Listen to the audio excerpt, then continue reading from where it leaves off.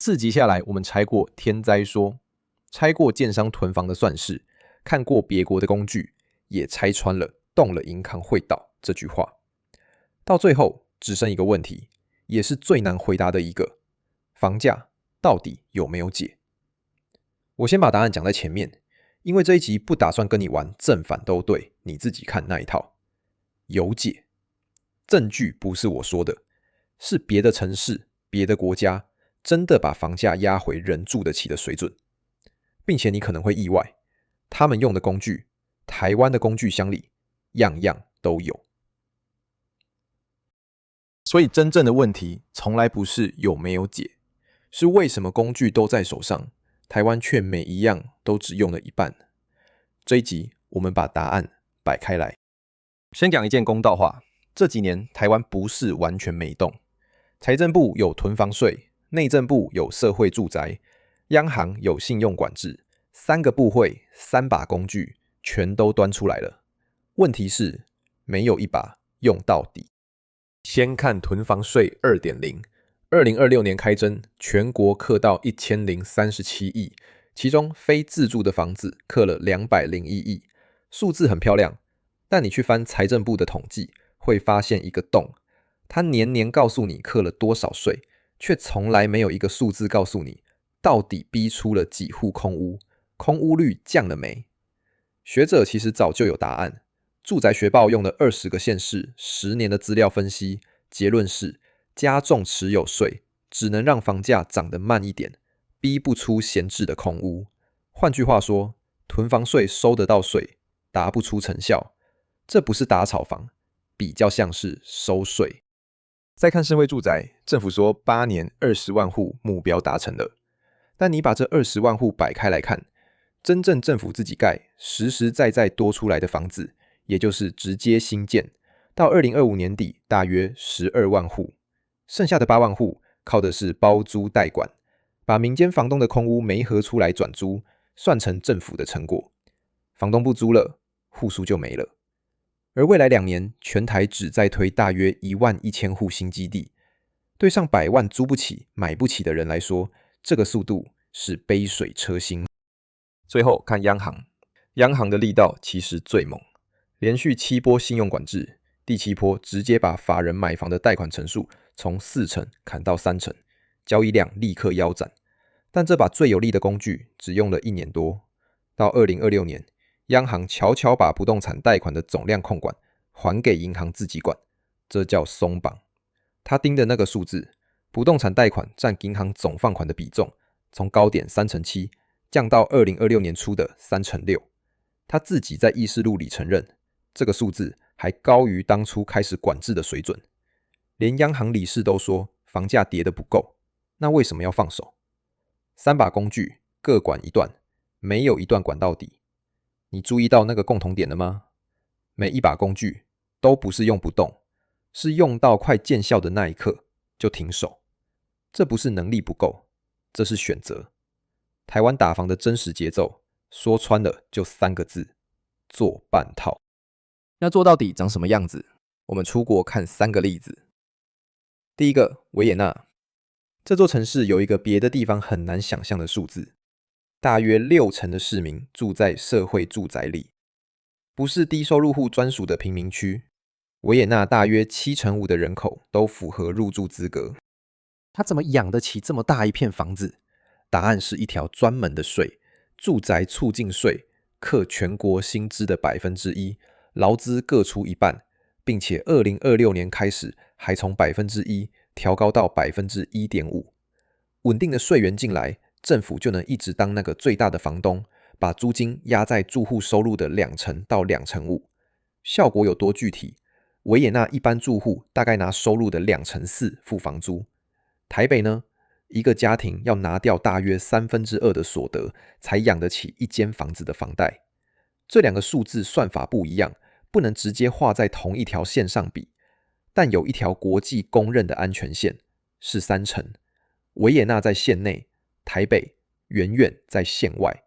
同样是首都，差别就是制度。第二个例子，韩国是最新也最诚实的一个。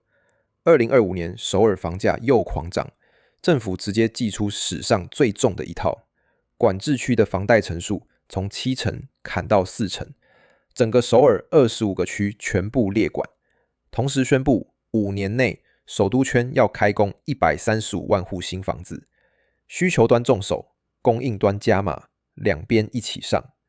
但我要诚实告诉你结果，到2026年，首尔核心区的房价还是涨了将近1成。这说明什么？说明就算政府有决心下重手，光靠压贷款，供应跟不上，效果一样打折。韩国不是成功的据点，是一个还在进行的实验，建除，但至少它是真的在动。第3个例子，日本京都。日本现在每7户就有1户是空屋，空屋率 13.8%。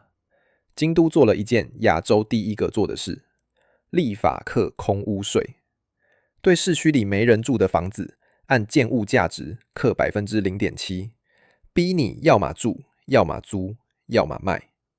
这条税2030年才正式开征，金额也不大，但它的意义在于，空屋税是可以真的立法上路的，不是学者论文里的空想，是一部通过的法律。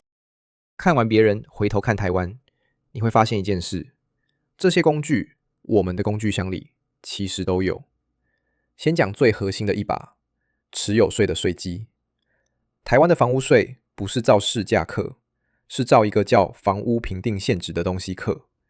这个现值普遍远低于真正的市价，并且是地方政府可以技术性压低的。政大的张金二教授讲了很多年，房屋税是税率乘以税基。台湾过去这些年一直只在调税率，却放着税基不动。税基严重偏离市价，税率调得再高，也像在打空拳。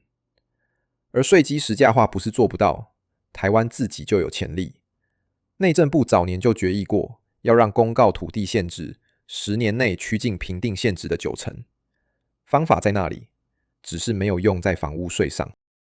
第2把工具，空屋税。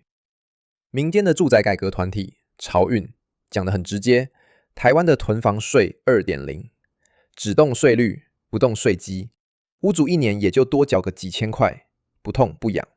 他们主张的是由中央另外立一个空屋税，税基跟地方脱钩，不让地方政府可以技术性的把它架空。这其实就是台湾版的京都空屋税。有超过8成的民众是支持课空屋税的。第3把，社会住宅的钱。台湾社宅盖不快，最根本的瓶颈是裁员，常年只能靠每年编列的年度预算勉强支应。韩国、新加坡、维也纳3个地方的共同点是，都有一笔稳定的专款。以人口规模换算，韩国每年投入社宅的钱是台湾的大约94倍。维也纳靠那条1%的薪资税，新加坡靠公积金扛起8成国民的祖屋。台湾不是不知道怎么做，是一直没有把稳定的税源这件事认真放进来。你看，税基实价化、空屋税、稳定裁员，3把工具，张金二教授讲了，潮运喊了，国际上也有现成的模板。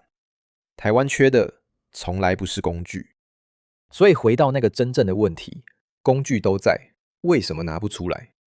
答案藏在这些法案怎么通过的过程里。这一段我会很小心，只讲白纸黑字可以查证的东西，不点名，不扣帽子。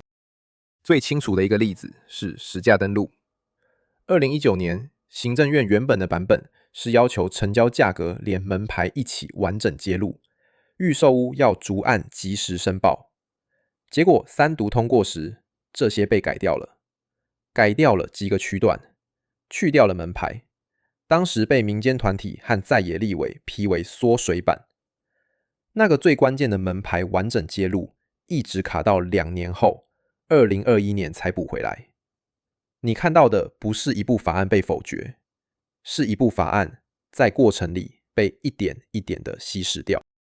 再看囤房税 2.0， 这一次主结构其实守住了 2% 到 4.8% 全国归户，但你一样看得到施压的痕迹。不动产开发商的工会公开要求把建商卖不掉的余屋税率压到 1.5%， 并且拉长到5年才开始课。这一条在立法院一度被保留协商，最后极具没有让到工会要的版本算是守住了，但整个法案的时程也一路被拖到了总统大选前才端得出来。为什么一碰到房产，法案就特别容易被稀释、被拖延？这里我只给你2组结构性的数字，不点任何人的名字。第一，根据公开的财产申报，上一届立法院超过10位立委具有营建或不动产背景，并且跨越了主要政党。这不是哪一党的问题，是结构问题。第二，把监察院公开的政治现金资料归户整理，会发现近几次大选前10大的政治现金金主里，大约一半是地产业，并且蓝绿白通吃。我必须把话讲死，捐钱不等于买了政策，这两者之间只是关联，不是因果。我没有证据，我也不会说是谁收了钱才放水，但你不需要有因果，也能看懂这张结构图。当制定规则的人和被规则管的人是同一批人，或者利益绑在一起，那把最有效的工具永远差最后一里，就不是巧合，是必然。房子对多数人是要住一辈子的家，对这张结构图里的一部分人是要一直增值的资产。这两种需求天生打架，而过去这些年，法律站在哪一边，数字已经说得很清楚。这也不是只有立法端，在土地和都市计划这一端，监察院早在2010年就纠正过，各种名目的容积奖励缺乏累加的上限。2024年又再一次纠正地方政府，在没有法源的情况下自创奖励，超额发放容积。而这其实不是台湾独有的病。OECD 的跨国研究早就指出，土地管制只要设计的不好，就会推高房价，卡住供应。问题往往不在市场，在制度设计，而制度设计会被既得的利益绑住。所以房价到底有没有解？有，100个有。别的城市证明了，制度可以把房价压回人住得起的地方。台湾的工具箱里，税基实价化、空屋税、稳定的社宅财源，样样都在，不缺工具，不缺学者的方案，就连上一集讲过那个银行会倒的恐惧都已经被拆穿，真正的风险早就退烧了。那到底还缺什么？缺的是愿意把这些工具真的拿出来用到底的那个人，因为用到底就一定会痛到某些人，会痛到手上囤着几十间房的人，会痛到靠土地一路增值赚价差的人，会痛到那些跟立法桌坐得太近的利益。而过去这些年，每一次都是这些人的痛被排在你我住得起之前。5集走到这里，我要很清楚的讲，我们从头到尾没有说政府什么都没做，也没有把任何一家建商当坏人。我们一路用数据证明的只有一件事，房价高到今天这个地步不是天灾，是一连串明明可以却选择只做一半的结果。天灾你只能认命，但这个不必认，它是政策问题，而政策问题本来就有政策答案，答案早就写在那里，工具早就躺在箱子里，差的从来不是方法，是有没有人愿意扛着得罪人的代价把它做完。所以如果这5集你只带走一句话，我希望是这句：能解的问题却不解，那就不是无解，是不想解。房价不是天灾，